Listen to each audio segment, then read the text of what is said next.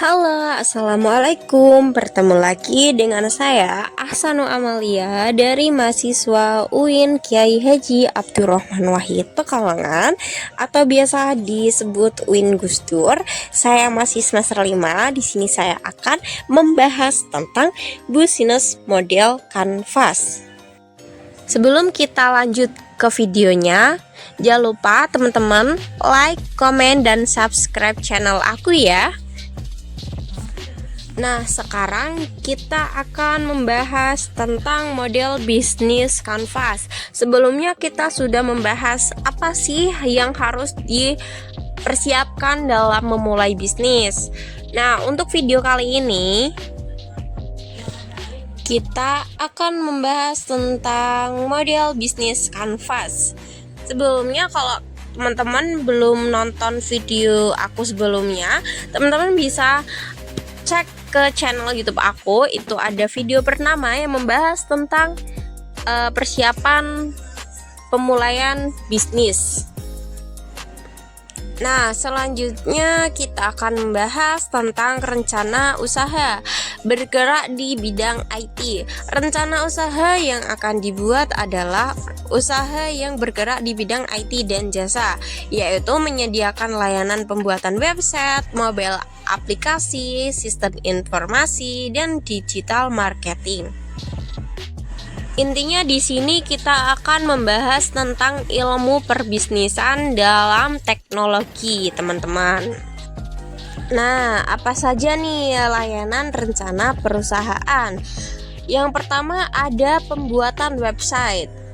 Membuat web sesuai dengan kebutuhan yang diinginkan oleh pelanggan. Biasa digunakan untuk branding perusahaan. Jadi pembuatan web ini sangat membantu dalam proses bisnis ini menjadi terkenal ya. Selanjutnya sistem informasi. Pembuatan sistem bisa berbasis web ataupun mobile. Fitur disesuaikan dengan kebutuhan pelanggan dan bisa konsultasi dengan kita. Jadi pelanggan juga bisa berinteraksi dengan pembeli dengan menanyakan ataupun berkonsultasi tentang produk yang akan dibeli. Nah, selanjutnya ada digital marketing. Mengelola traffic brand dan online presence untuk website. Jadi dalam berbisnis model kanvas ini kita harus mengetahui siapa saja mitra utama kami, siapa pemasok utama kami, sumber daya utama apa yang kita peroleh dari mitra, aktivitas utama apa yang dilakukan oleh mitra. Nah, motivasi untuk kemitraan yaitu optimalisasi dan ekonomi, pengurangan resiko dan ketidakpastian, akuisisi sumber daya dan kegiatan tertentu. Dan juga kita harus mempersiapkan bagaimana sih aktivitas utama apa yang dibutuhkan oleh proporsi nilai kami, saluran distribusi kita, hubungan pelanggan, aliran pendapatan. Untuk kategorinya yaitu produksi, pemecahan, masalah, platform, ataupun jaringan. Dan selanjutnya yaitu sumber daya utama. Teman-teman juga harus menanyakan sih bagaimana sumber daya utama apa yang dibutuhkan oleh proporsi nilai kami, saluran distribusi kita, aliran pendapatan, hubungan pelanggan, dan bagaimanapun itu tentang sumber daya utama.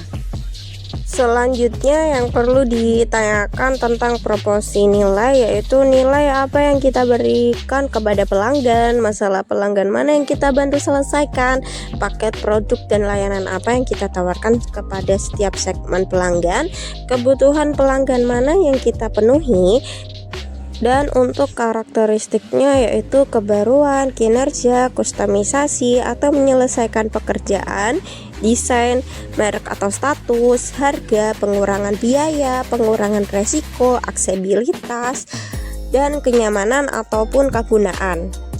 Selanjutnya yang perlu dipersiapkan ada hubungan pelanggan. Teman-teman harus mempersiapkan nih bagaimana sih jenis hubungan seperti apa yang diharapkan oleh masing-masing segmen pelanggan untuk kita bangun dan pertahankan dengan mereka, serta bagaimana hubungan tersebut terintegrasi dengan model bisnis kita yang lain dan sebesar apa biaya yang dibutuhkan. untuk saluran, teman-teman bisa mempersiapkan melalui saluran mana segmen pelanggan kita yang ingin dijangkau, bagaimana kita menjangkau mereka sekarang. Untuk bagian segmen pelanggan, kita harus mempersiapkan untuk siapa kita menciptakan nilai, siapa pelanggan terpenting kita, apakah basis pelanggan kita adalah pasar massal, pasar khusus, tersegmentasi, terdiversifikasi, dan platform multisisi. Selanjutnya kita juga harus memperhatikan struktur biaya. Biaya apa yang paling penting yang melekat pada model bisnis kita, sumber daya utama mana yang paling mahal, aktivitas utama mana yang paling mahal. Dan selanjutnya aliran pendapatan. Untuk nilai apa yang benar-benar bersedia dibayar oleh pelanggan kami, untuk apa mereka membayar saat ini, bagaimana cara mereka membayar saat ini, bagaimana cara mereka lebih suka membayar, berapa banyak kontribusi setiap aliran pendapatan terhadap pendapatan secara keseluruhan. Nah, untuk selanjutnya ada key partners, yaitu aliansi strategis, non-kompetitor, atau pengelola server atau hosting maupun pihak yang membantu memasarkan. Untuk selanjutnya ada key activities, yaitu pemecahan masalah, mengembangkan solusi khusus untuk pelanggan dan klien, teknologi, platform atau jaringan, membangun platform yang akan memberikan nilai superior dan keunggulan kompetitif. Yang selanjutnya ada key resource, yaitu ada manusia dan keuangan. Dan selanjutnya ada value proposition, yaitu kustomisasi berkaitan dengan fleksibilitas, dalam arti perlu menyesuaikan kembali fitur-fiturnya agar lebih sesuai dengan kebutuhan pelanggan. Yang kedua, aksesibilitas, jasa yang mampu menjangkau banyak orang, tidak terbatas pada wilayah. Selanjutnya ada customer relationship. Yang pertama, dedicated personal assistance, di mana kita mengutus satu orang untuk menjadi representatif ke klien. Yang kedua ada co-creation, meminta klien untuk menilai atau review proses pengerjaan sampai selesai. Selanjutnya ada channel, yaitu yang pertama via website atau sosial media, dan yang kedua dengan datang langsung menawarkan jasa. Selanjutnya ada customer segments. Yang pertama, pengusaha yang ingin memasarkan produk mereka atau memperluas branding. Yang kedua, perusahaan yang membutuhkan efisiensi waktu dalam pembuatan laporan. Yang ketiga, perusahaan yang membutuhkan pengelolaan data dengan aman, terstruktur, dan cepat. Dan yang keempat, pasar untuk orang-orang yang sedang memulai usaha atau bahkan bisa sampai ke industri menengah ke atas. Nah, untuk yang selanjutnya ini ada cost struktur. Yang pertama, biaya penyewaan properti. Yang kedua, gaji. Yang ketiga, biaya operasional. Dan yang terakhir ada revenue streams, yaitu pendapatan penjualan jasa, aliran pendapatan yang umumnya menjadi anti operasional dalam berbisnis.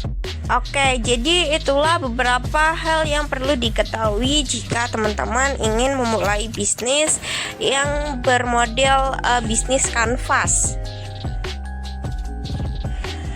atau bisnis yang berbasis dengan teknologi.